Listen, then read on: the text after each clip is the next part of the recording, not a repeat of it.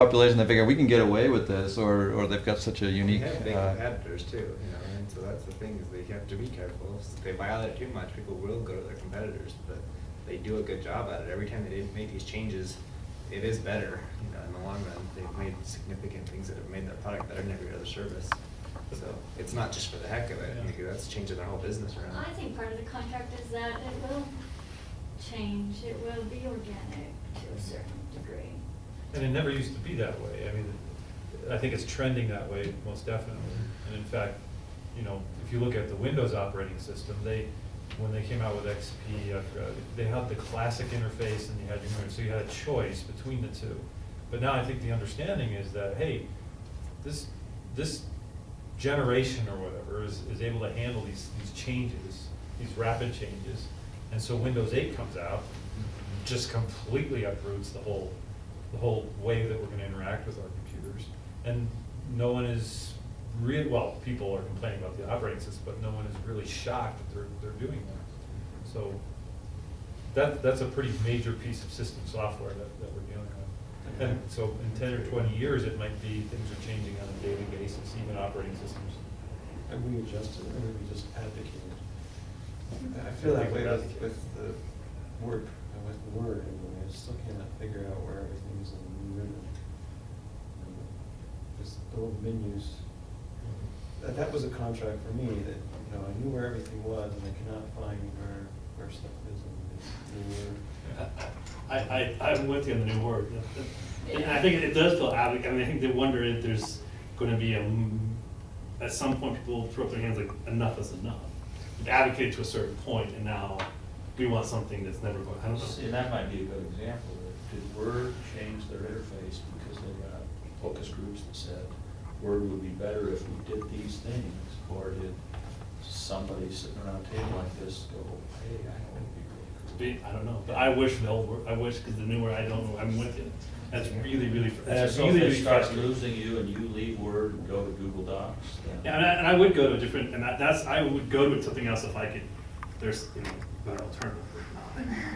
You know, one of the things too, though, and we've been focusing on these, you know, the discussion examples have all been single applications. You know, you're developing a single application that's going to be working in this hospital, you know, behind the scenes, and you know. But when we talk about enterprise design, if you have users who are interacting with 8, 10, or you know, in my case, I've got 150 applications that are custom designed that are behind the scenes, and I have to have a completely different strategy for managing all of those applications at once than for a single application. In single applications, yeah, you'll see these updates, you'll see a contract violation, but if I'm going to violate something, it starts to happen in orders of magnitude greater. So if I do something that wipes out an user expectation and you know, that's across the board, it can be huge, and it moves from kind of discomfort to completely grinding a business to the halt. You know, it can completely blow us out of the water if we don't watch it. And so violating contracts does have, you know, that exponential growth problem potential when you start moving to the enterprise away from individual pieces. I mean, is that what your example, because I don't know what a concept car is, not ever having really, you know, bought a car from a dealer, but is that an example of a company realizing that design is violating the contract, or not, or that a design is not in accordance with the enterprise design, but is trying something at the borders, and so wants to show it to the public with the understanding that this is diverging from the design of the suite of products? Is that what's going on? And is there an analogy in the software world? I think there's something there. I think if they were putting something out there and expecting, if they were introducing a concept car but at a mass scale, like just out of the blue, then they're going to have a bad time in the marketplace, right? If it just gets introduced without any sort of I'm not sure the proper introduction. If it gets presented to the marketplace without the proper introduction, they're going to have a bad time. Concept cars, though, typically are going to be design exercises, engineering exercises. They're gonna have testing purposes behind them to see how the audience responds to it. So they're kind of a specialized marketing tool a lot of times and test case tool, but they're never production vehicles. They're never, a concept car is never a production vehicle. It's always a single thing. Now, concept cars can move to production vehicles, but that's a little bit. Don't concept cars or even fashion. Fashion is another interesting one. Like high fashion, people won't go into walkways and the things that they wear, you know you're never gonna wear that. Right. I'm never gonna wear those pants and that really funky jacket. But they do influence things kind of going forward, and you can kind of see how, and some of those things do triculate into fashion or into content. Like, is that how it kind of works too? Is like, yeah, it's never gonna be like that, but there are some things that are gonna trickle down from that, that are gonna influence how things are gonna go. Yeah, exactly. I'd say the web is kind of similar too, in that you have some, I mean, it depends on the site, but one of the trends is parallax scrolling, where things scroll down the page at different speeds, and that's not practical for most sites. Like Facebook would do things like that, but for certain sites, like a Nike marketing site that's promoting some new product, it could work. And so even though it's not practical, it could kind of influence other sites in different ways. Yeah. No reports of vertigo or nausea? It's not listening. Did you get any vertigo watching the President?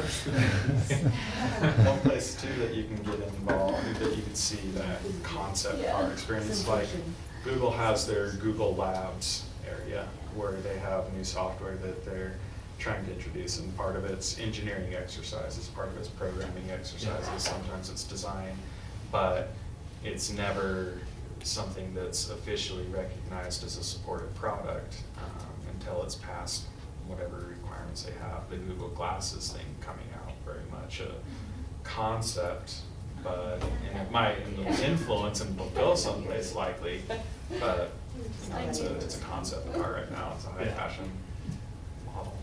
I'm gonna get one of those watches. I wonder, you could speculate that, we'll call it the Facebook effect. I mean, this idea of the contract now, including that the contract is continually changing, may open up, I mean, we're at a unique time in a sense for design, with the different platforms that are out there and and maybe the possibility of, maybe that's why Facebook can get away with it. It's like, people are using lots of different user interfaces compared to what they used to be using.